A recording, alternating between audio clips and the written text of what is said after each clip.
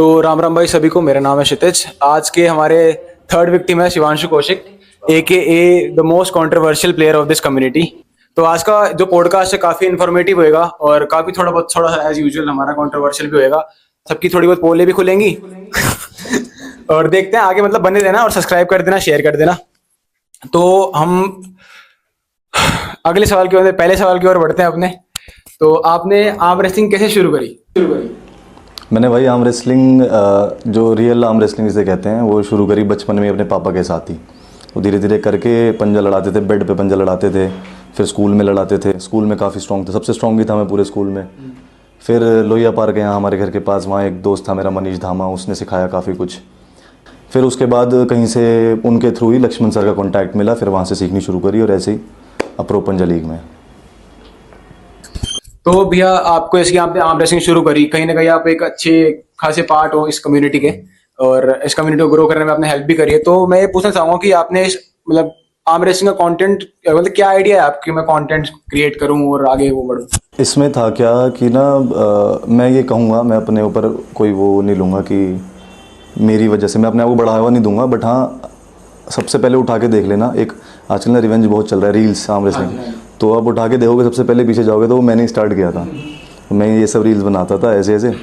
तो ये आइडिया ना मुझे ऐसे आया था बस कि नॉर्मल आकाश कुमार मैं कहूँगा सबसे पहले। रिस्ट हंटर को मैं देखता था, वो यूट्यूब पे वीडियो डालता था, मैं रिस्ट हंटर का फ़ैन था और रिस्ट हंटर को देख देख के मुझे भी फिर मन करता था कि मैं भी अपनी चीज़ जो है यूट्यूब पर डालूँ, अपनी बातें बताऊँ। और कहीं ना कहीं मैं थोड़ा बहुत, मुझे लगता था मैं टेक्निकल हूँ, तो जो चीज़ें मैं समझ पा रहा हूँ आगे भी लोगों को समझा पाऊँ जो लोगों को नहीं समझ में आ रही हैं।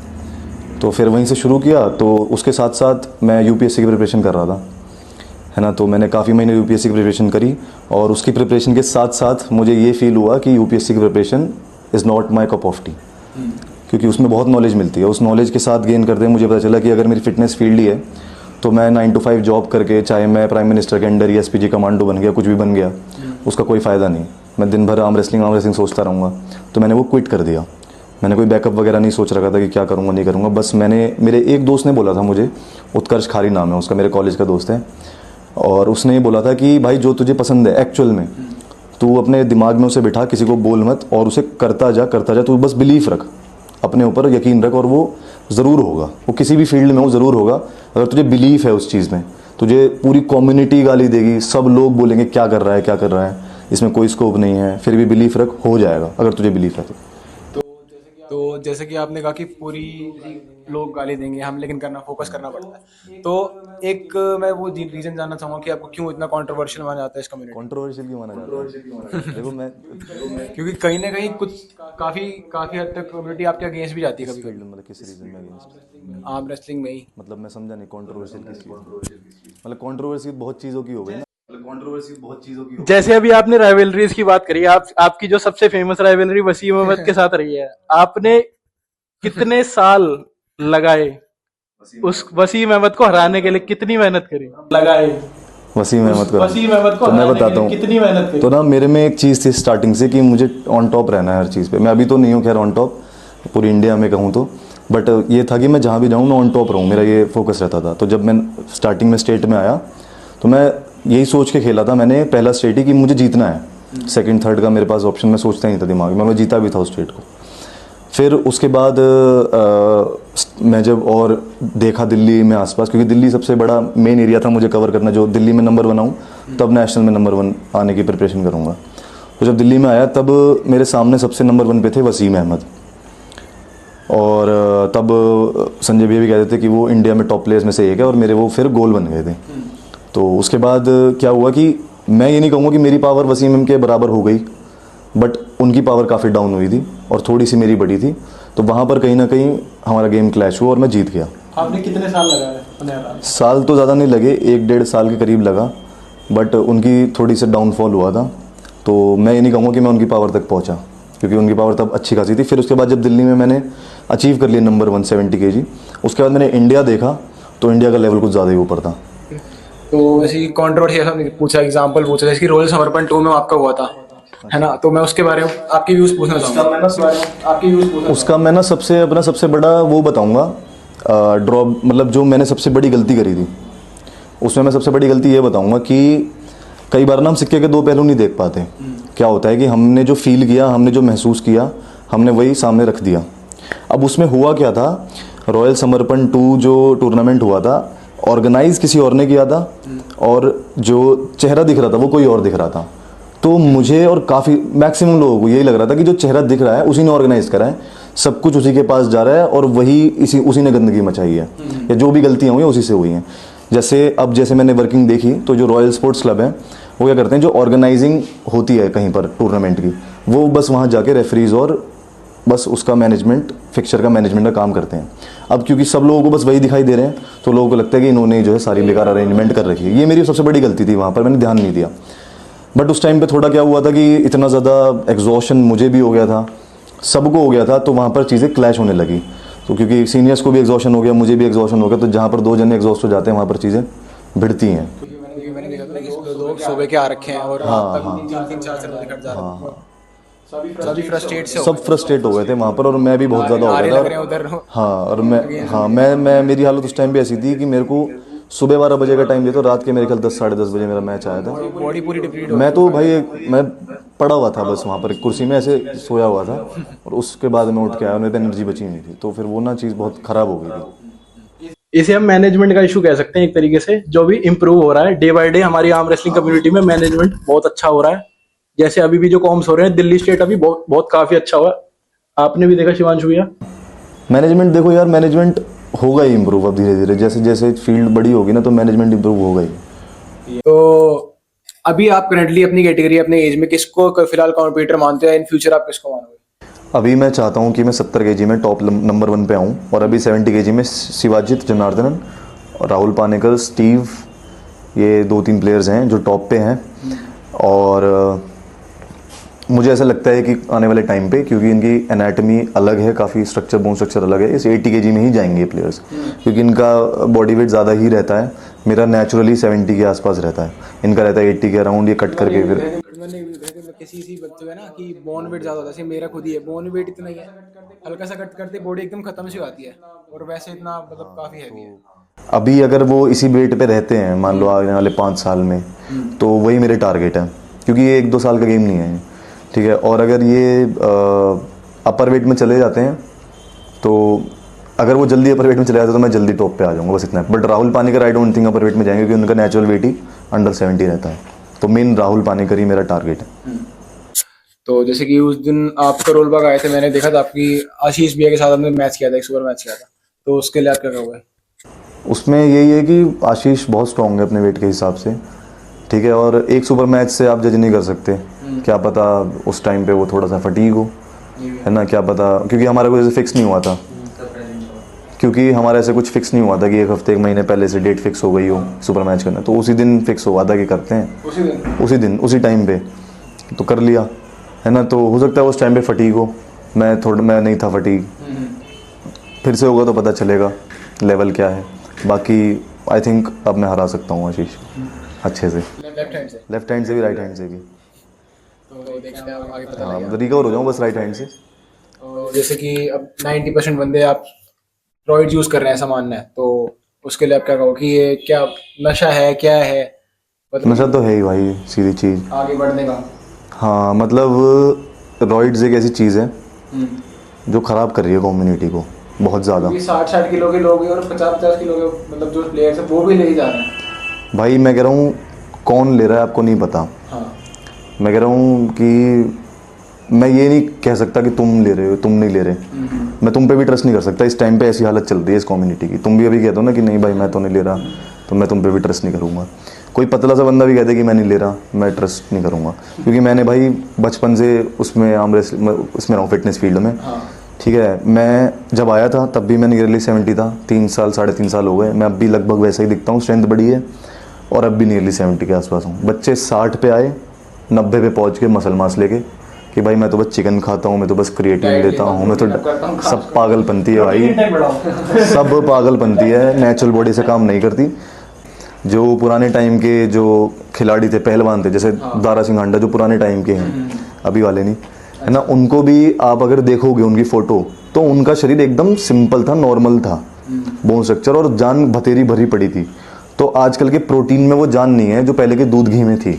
उसके बावजूद भी उनका शरीर ऐसे सिंपल था, और ऐसा नहीं था कि वो उन्होंने 1-2 साल में बिल्ड कर लिया। आजकल बच्चे 6-6 महीने में, हाँ ठीक है। तो तुम ऐसा कौन सा दूध घी खा रहे हो आज की डेट में जो है ना, जो तुम्हारी मसल इतनी ज़्यादा बढ़ रही है, तुम्हारा बॉडी वेट बहुत ज़्यादा बढ़ रहा है, स्ट्रेंथ तुम्हारी बहुत ज़्यादा बढ़ रही है, ऐड कर देते हैं। हाँ ये तो यार नॉनसेंस, मतलब जो क्लियर दिख रहा है वो क्लियर है।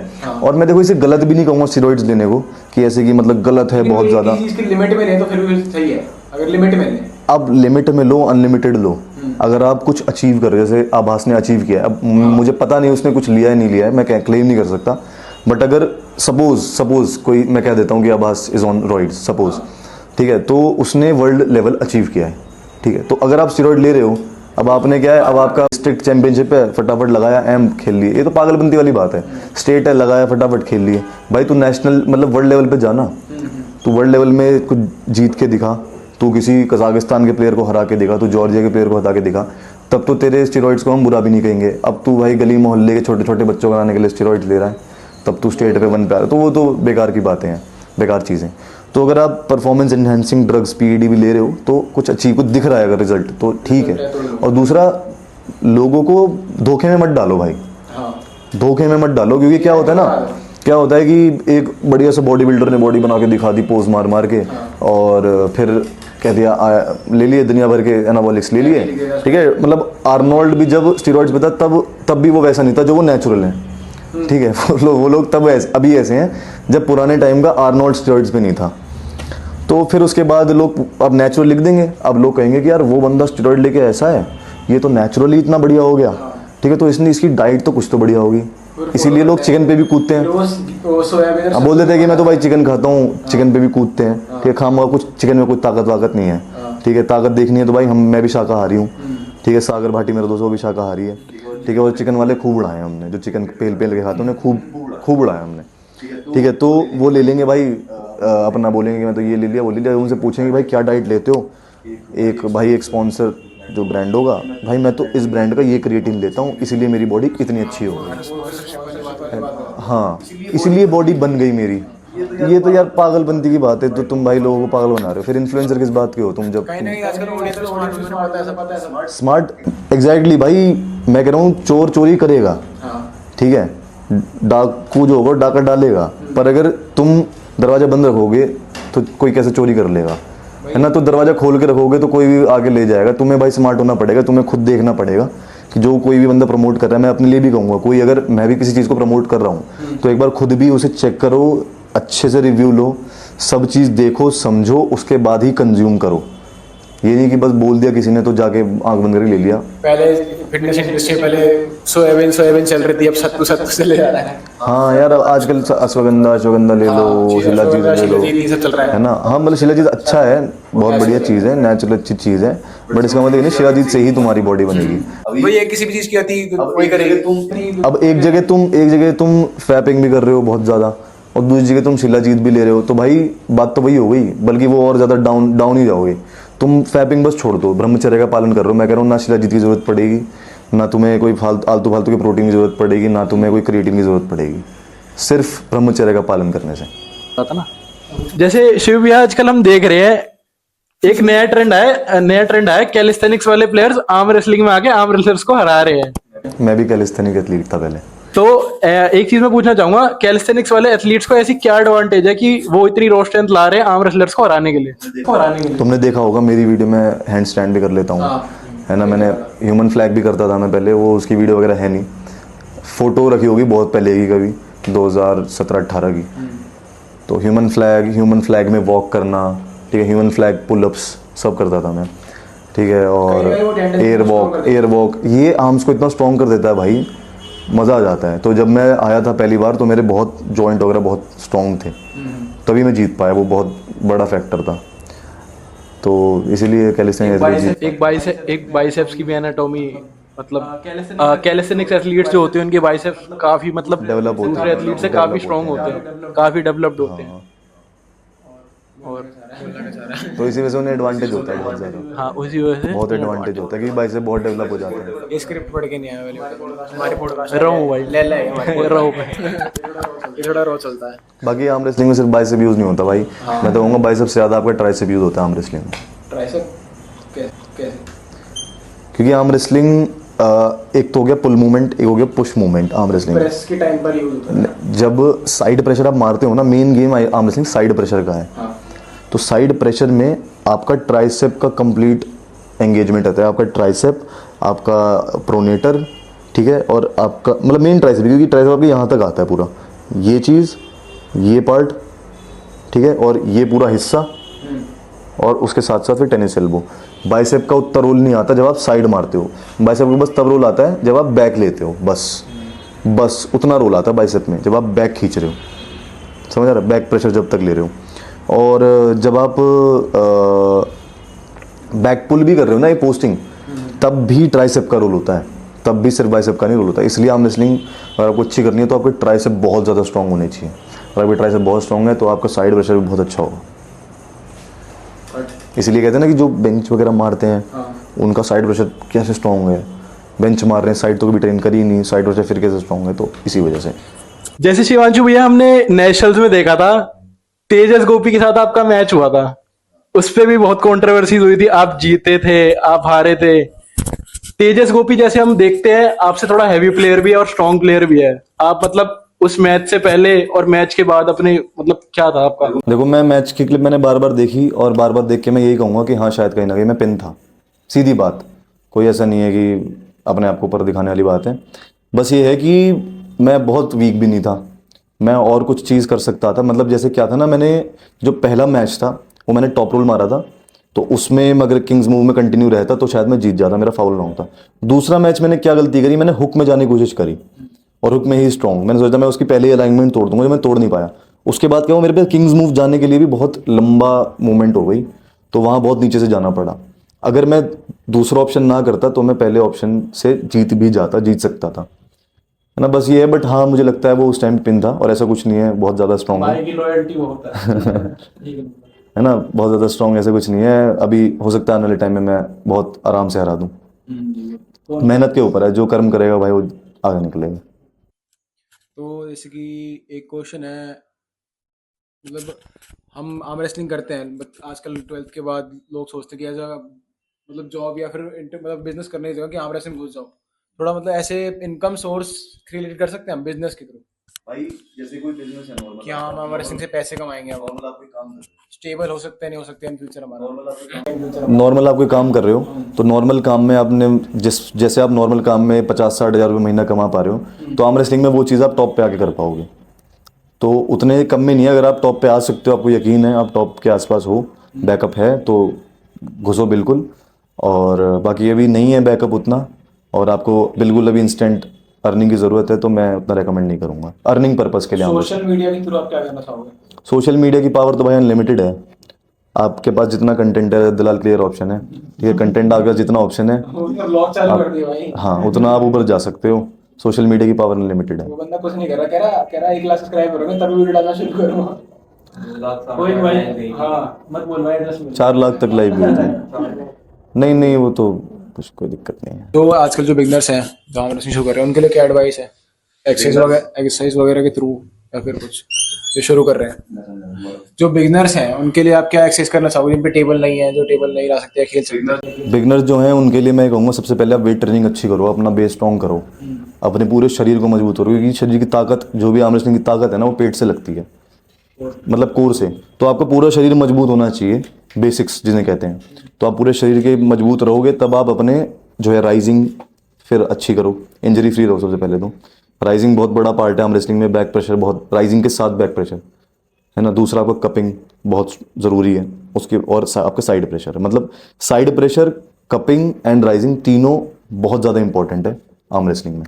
शिव भैया आजकल जैसे हम देख रहे हैं काफी प्लेयर्स वगैरह, जैसे मैचेस वगैरह भी हो रहे हैं, हुक प्लेयर्स ज्यादातर फ्लॉप में जा रहे हैं, तो ये सही है या गलत है? मतलब भाई मैं बताता हूँ इसमें क्या है ना, आजकल जैसे हुकर है, मैं हुकर हूँ, अब मेरी एक जॉइंट की स्ट्रेंथ है, मेरा एक लेवल है, मैंने एक स्ट्रेंथ अचीव कर ली, और मैं काफ़ी बढ़िया बढ़िया प्लेयर से जीत भी गया। अब हुआ क्या, कुछ टाइम बाद मेरे रिस्ट का कनेक्शन जो है दर्द आ गया मैं कर नहीं पा रहा कर्ल। उसी बीच मेरा मैच आ गया।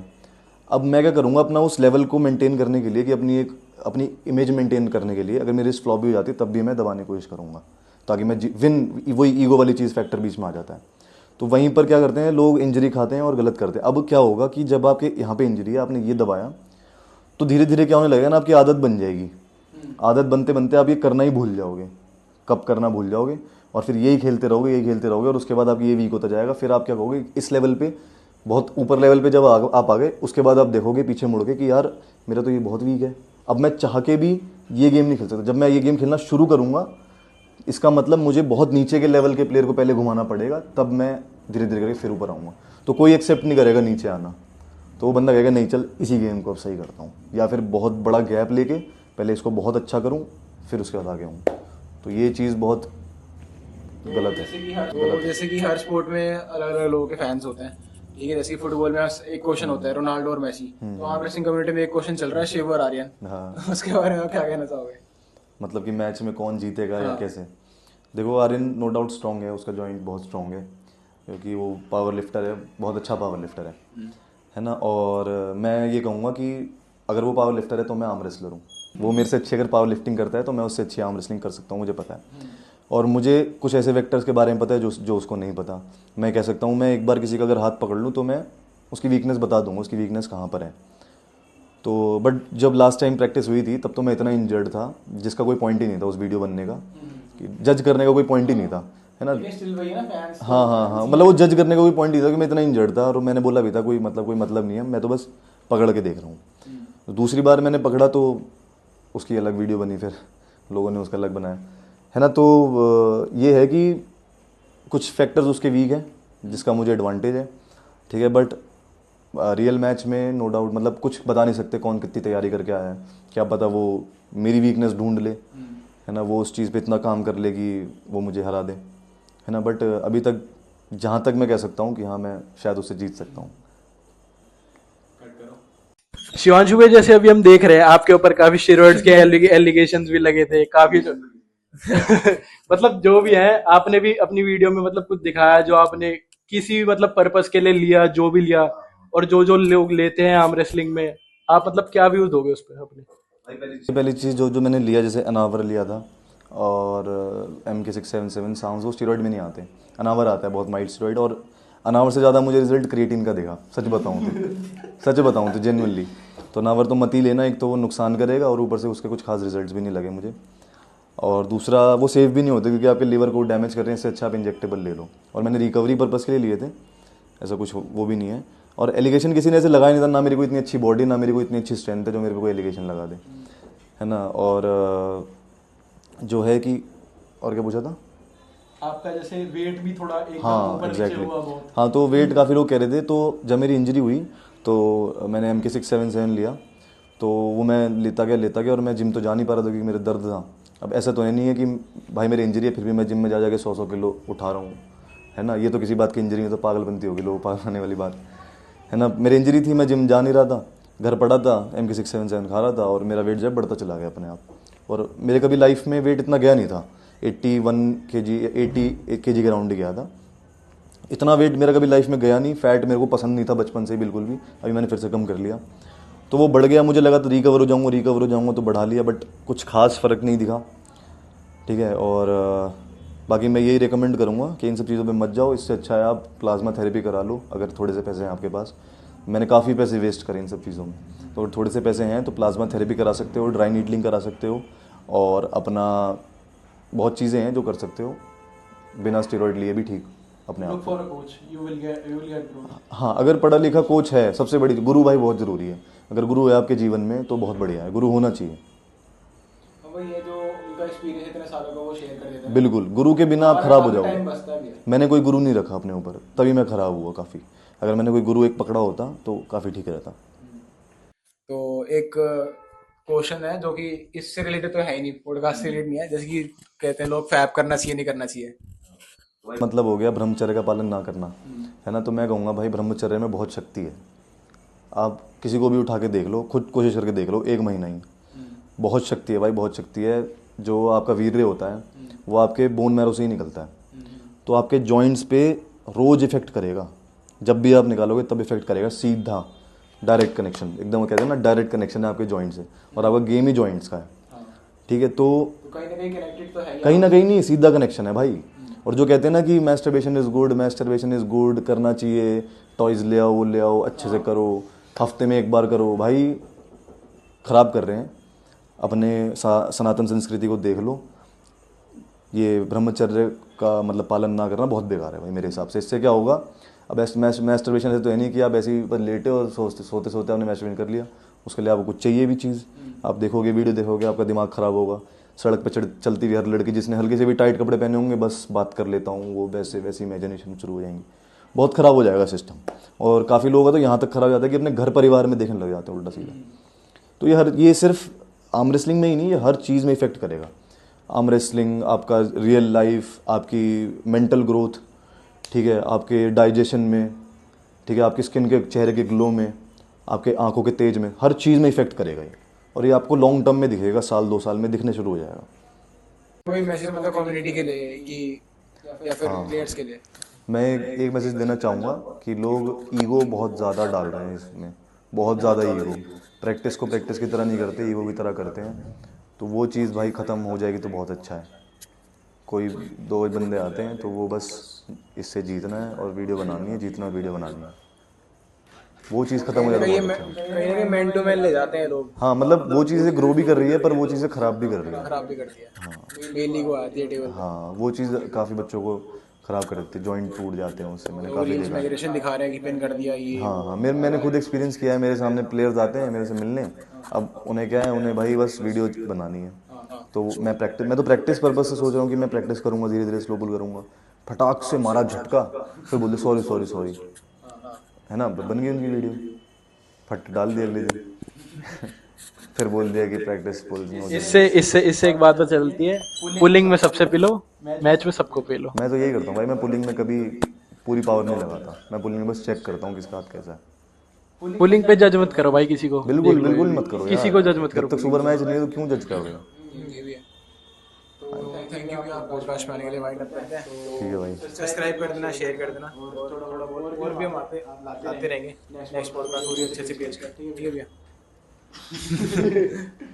ठीक है भाई, राम राम।